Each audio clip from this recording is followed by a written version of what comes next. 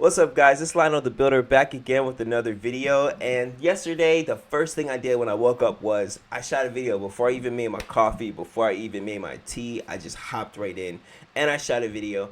And so I said, let me go ahead and do that again today. I was searching, trying to find a video to react to because that's like the easiest thing to do for me right now and enjoyable because I watch YouTube anyway, and I wanted to find something motivating. But I said, you know what? Let me go ahead and give my take. Let me answer the question that I get asked the most and that I don't really see a lot of people giving updates on these days, and that is what it is like to work for a startup in 2024. Okay, I have been working for a startup since January, so I'm going on 4 months now, and I feel like I can give you guys and let you guys know, with this market being so terrible as we all know, I do believe, I'm gonna go ahead and spoiler alert, say that startups are a great way to get your entry into the industry. Now, I will say that with it being a startup, every single company is going to be different. They're all going to have a different budget. They're all going to have a different amount of meetings for you to have a day. I mean, a week maybe, or shit, maybe even a day. My company, we have one meeting a week. Actually, two. No, we have two meetings a week, and one of them is like early in the week. You go over the tasks that you're expected to do for the week, and then when you have 1 hour left within the end of the week, you do another call just to like see where you're at, and to see if you need any help with anything. And that, I love that structure so far because the deadlines really let me like work at my own pace, but then also know when to apply the pressure and also try to be ahead of things, ahead of tasks. I have a project manager who pretty much out does a great job of helping me organize and outline everything that I should be focusing on. And then we use this website called Notion to kind of like keep track of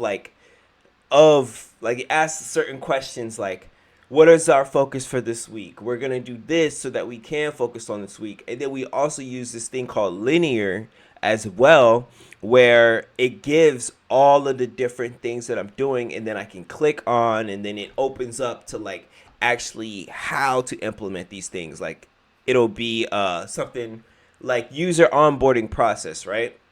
And excuse me, if I'm working on that, then it'll say like it'll even let me know, man, can I show y'all that instead of trying to explain it? My bad, I'm not exactly prepared here, but let me go ahead and just show y'all, man. Why not? I don't think that's classified information, right? Okay, so like I was saying, right, we have Notion, which is what we use to keep track of our meetings, right? Here's a huddle that we have. Let me go to one from the past so that just to make sure that it ain't nothing important in there for real. This is from March 4th. So, all right. So, yeah, in the beginning, it's the greeting, it's the announcements, and like every single meeting, we pull this up as we're going over it. We're talking, back and forth. It's an open conversation between the entire team. And we're like, yeah, announcements, greeting, how's everybody doing for the week? This is the early in the week meeting. We talk about tenant pros. We talked about shit here, right? And then review process. What happened? I said I got distracted by a few rabbit holes instead of addressing immediately. And hey, that happens, man. You know how it is when you're coding, right? And something goes wrong, and then you try to fix what you're supposed to be working on, but then you realize something over here. It's so easy to be distracted. And then I ended up, and then when I'm fixing something over here, it's like, well, wait, I can fix that, and then I can fix that, and then I can fix that. And then at the end of the week, it's like, yo, did you get to what we were working on? And I'm like, shit, not all the way. Why not? Well, I did this. But they're like, yo, we are the project managers. Let us manage. Blind, you need to have tunnel vision, is what I'm learning. You know what I mean? And so that's what happened. And yeah. So then we define our weekly focus. So then we do all that, right? And what is the solution? What's the feedback, right? It's better communication. At that time, yeah, it's like better communication, and I have gotten better at that. Like now, whenever I catch anything, either I just bring it up to them. I used to just wait for these meetings to even talk to them for real. You know what I mean? I was kind of like scared to ask for help, if you will, as being a new guy. I guess I'm gonna use the overused word that we all want to use all the time, imposter syndrome. You know what I mean? And I just want to like lock in, even if I had to work overtime when I'm not supposed to be working, even if I had to just fucking research all day and just work all night to figure something out, and I could have just talked to them and got it figured out in 5 freaking minutes. I was just gonna like do it myself is how I felt at first, because I just wanted to just be good and wanted to not bother them and just wanted to get everything done. But nah, man, like I've learned to just tap into the superpower. My thing is, if I'm stuck on something more than an hour, I'm bringing it up to them, because the ability for these dudes who have already spent the hours that I'm trying to spend now to just hop in, fix the problem, so I could clear the debris away, so then I can move forward. It's such a superpower, man. Like that's what I'm gonna do. That's what I do. And also, as y'all can see, I work from home. I work remote. So I'm a very like low maintenance type of dude. You know, I have a shirt on my head because I don't want to mess my hair up and I can't find my do-rag. So I just do this. You know, I just work. Sometimes if I do feel like getting, snazzy or whatever, wow, it's right here. If I feel like getting snazzy or whatever, I'll like I'll put a button up on. I'll put some like jeans other than sweatpants. Put some real jeans on just so that I get the feeling. Or I used to work outside of my house. Like right now with the YouTube shit set up, it's very annoying to unplug everything and take it somewhere. But that was something I used to also do to help motivate me to work a little faster. Anyway, let me stop rambling. Remember what we talking about here, and it is working for a startup. So yeah. That's what we do. These are the Notion huddles. Let's look at linear as well. That's what we were gonna do. My bad. Y'all know I got ADHD. Let me cook. All right, linear. So here's the other thing, right? Linear. It's so dope because you can see when things are ready for you to pick them up. Here's all the different shit you have here, right? It'll say ready when I'm ready to scoop it up. Then I can let them know. As soon as I scoop it up, I can click, okay, I'm researching how to do this. Okay, now I'm coding this. And then when you're done, you click needs review, right? And then you outline everything in here. So this is linear. Yeah, these are the different things. I'm looking for one that had like a bunch of different. Yeah, like this. Create a single developer interface to render a page. Access denied, error. When a route exceeds a user's access level, create a page provider using our context API. It should store the page error and provide the methods to set that error, including the ability to set it to null. Create a use page error array. All of that different shit that you have to do, right? So then every time I do it, I would check it off that I got it done, and then I move on to the next thing. So that's the way that the project is managed. And then I work on it and I write the code. Sometimes I have done that in whatchamacallit, in Code and Chill live, but right now everything I'm doing, I feel kind of like it's sensitive material, like too close to the security rules in our backend. I'm doing server side stuff right now, writing cloud functions, which are actually kicking my ass. I'm having like cores handler issues and things like that I've never had before. I know it's something stupid, man. I might do a code and chill just to see if someone could hop in there and help me. Here we go. I'm not asking for help. I don't want to bother them about that yet. Like, it's only, what's today? Friday. I have till Monday till the meeting. So I'm like, bro, Sunday I'll ask him if I still am fucked up on this Sunday. But hopefully today I'm going to get past that, right? But anyway, working for a startup, right? Okay, so I get paid $50 an hour. I'm going to just say it straight up. And while it's not 40 hours a week, still it's enough to where like I'm perfectly happy. And I also still have enough time to like do whatever I want to do. You know, all my bills are paid still, and I can like also freelance as well to grow my career. I mean, to grow my funds and shit. I have a marketing agency that I run, the Digital Builder. So I do social media for companies, and of course web development, web design, and stuff like that as well. Like I've got people waiting for me for stuff. So I also, you know, am working. I'm looking at my whiteboard behind here, and I need to like, I'm working on all that stuff like that, and stuff like that. So, hello. Hey, I'm about to shoot a video right now. Hey, that's what's up. Nice. Okay, I see. Love you. Bye. That's what daughter. She got her appointment. That's what's up. We are going to, yeah. We were talking about that. I'm gonna cut that out. I'm not gonna cut that out, man. It's all good. Startup. The pay is cool, man. It's the thing is they will give you a chance, bro. Like with these companies on Indeed, these companies on LinkedIn, they won't necessarily always give you a chance, right? Let me take this. Why are we looking at that?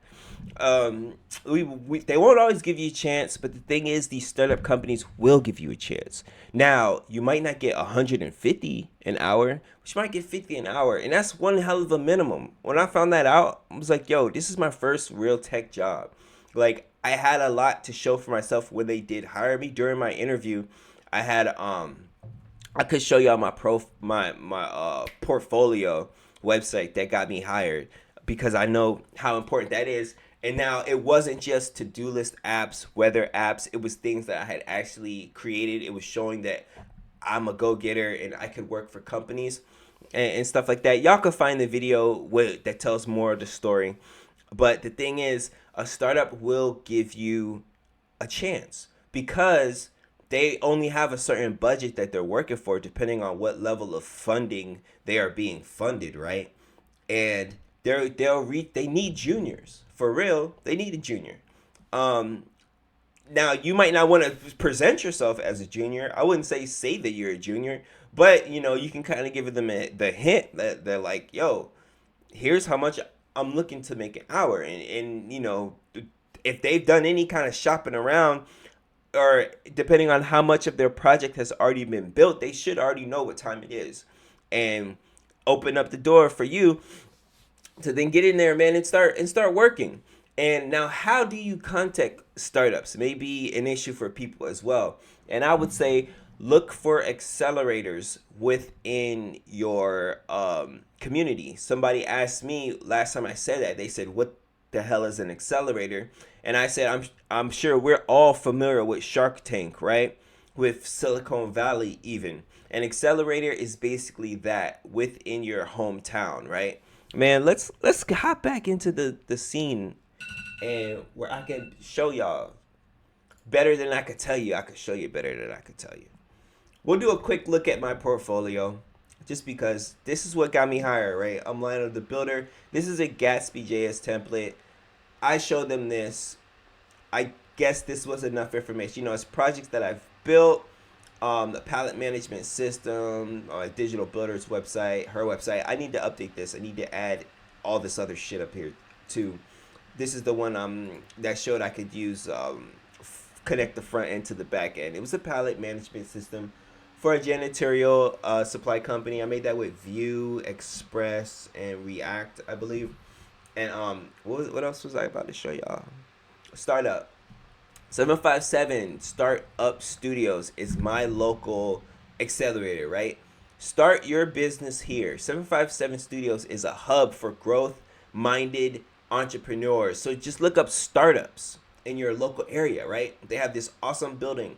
Well, this is their building. Assembly is this awesome building with all sorts of different businesses in there, but they're in there, right? There's a video. We could watch this video. All right, there's no sound. Hold up. Let me hook that up real quick. Audio input. If I go here and then I go here, we should be good. something, but you're by yourself. I wanted to build something great that offered a lot of jobs to a lot of people, but I had no clients, no employees. It was just me. 757 Startup Studios removes a big barrier for entrepreneurs. We provide a place for them to co-locate with other entrepreneurs that are having a similar journey. They also receive incredible programming and subject matter expertise from people in all different. How did I find them, bro? I was a founder. I did a startup studio. Seeing this lady kind of like gives me chills because I had to pitch. I had to pitch my idea for this crypto thing I was building before I even knew how to develop, man. I was working on a crypto startup, a game that I'm going to make one day. Shit, I'm about to start working on that myself as soon as like the dust settles between everything I'm doing. But bro, it was just me and her on Zoom. Actually, my whole team. I had a team of 4, right? We had our pitch deck prepared. We had everything fucking prepared. And it was me and her. And she was on a balcony at her crib, I'm guessing, but if these huge pillars behind her, and I was just like, oh my god, this lady's in like a mansion, bro. And I'm just like, okay. She's like, I don't understand, why would I want to buy digital real estate? What the fuck, what is an NFT? And I was like, well here, if we look at our slides, you know what I mean? And bro, it's just I got PTSD from that. I am not a seller. They say when you're running a startup, you have to be okay being told no 100 times. Bro, after the 3rd no, I was like, somebody else got to do this part of the job, man. I'm not the sales guy. I'm the idea guy. I'm the builder guy. But then anyway, doing that led me to where I am now. So it was all meant to be. But whew, she gave me the willies. Fields. Entrepreneurs have to learn skills in all areas. Eileen, she's no longer the director of mentorship. This is one of my clients, bro. I don't know if y'all saw her on my on this. She is actually the one who got me hired. She recommended me to the startup that I work for. I made her WordPress website. Like I said, I freelance, right? And I was just cooking. I was in there. One day fine, I'll tell the story now. Like, I'm sorry. There's another video on this, but just real quick. I had a meeting with this dude at that building assembly, and nothing happened from the meeting. I just didn't know where else to meet the guy. I wanted to go down there anyway, and we met. And then afterwards, Eileen walked over. She's like, Lionel, don't you build websites? And I was like, yeah, I do. And she's like, how much would you charge me to rebuild my website? I'm not exactly happy with the design, right? And so anyway, I fixed her website, and then like a month later, she tagged me and 3 other developers and told them that a startup was looking for a software engineer to add to their team, and that's how I got hired. So, you know, I'm just trying to get y'all another option that's not really talked about sales, a lot, right? marketing, and so doing that by themselves is very, very difficult. So bringing mentors to the entrepreneurs increases their skills and their confidence so that they move forward faster and they make less mistakes as they go, and they have lower failure rates. As you're building your business, it just helps you to think more broadly, tap into resources, and that's kind of how you make progress as a startup founder. We're giving rent-free tenancy for up to 12 months to 30 founders Hunter, currently. I know that voice. We're seeing how they're doing. We're able to proactively identify roadblocks and gaps in their business model and strategy, really being able to be this one-stop shop that has everything that a founder could need so they can focus on growing and scaling their startup as fast as possible. They pair you with exactly what you need, like anywhere I'm gonna send this video to my dudes, man, cause that you're lacking I got some homies that I want to or anywhere that you have a weakness. They pair you with a mentor who's really strong in that area. I just like watch that with them later or something. But yeah, that's it. That's what a startup is, right? You want to look up what type of shit like this is in your area. Like, how do these things come about, right? I'm pretty sure that, I know that this comes from some angel investor group, right? So there's millionaires and billionaires in every single state, right? For the most part, at least if you're in America or UK, I'm sure. I know some part of the world this doesn't really happen, but there's like they get tax breaks if they give to their nonprofits, right? So you have a nonprofit like Startup Studios that then takes that investment money and then invests it back into the community in the terms of the local entrepreneurs that are building shit. So you have these companies that are all like, you apply for these things and they all give out grants and they all give out mentorships and meetings. And guess what? They all need developers. When I was at Startup Studios, when I was doing my founder thing, right? When I was going through the cohort, as they say, it was maybe like 30 of us idea guys. And I look around, no one had a developer. Now, I'm not gonna say no one, like some of them did, but for the most part, like, I'm like, yo, we all just ideas. No one has a developer, and that's everybody's biggest bill. And it was like one guy there who used to work for Apple, and he was like cooking, making all this bread just for consultation fees and stuff like that. So that's where my light bulb went off. And I've always been a self-starter, always been a self-learner. So that's what kind of inspired me to be like, wait, I want to do what he's doing. And I see the value in that, and how like I want to be able to build my thing. Like whatever, I have so many ideas all the time, and I want to be able to build them myself. That's why I'm on the journey to just be the best builder that I could be. Like I'm gonna grow and just become dope at building, right? But shit, let me stick to the topic. Gosh, what is it like to work at a startup? So it's great, man. You get your foot in the door. Of course, it ain't perfect. It ain't all sunshine and rainbows. Like there are things that could be better. There's no office. There's no team.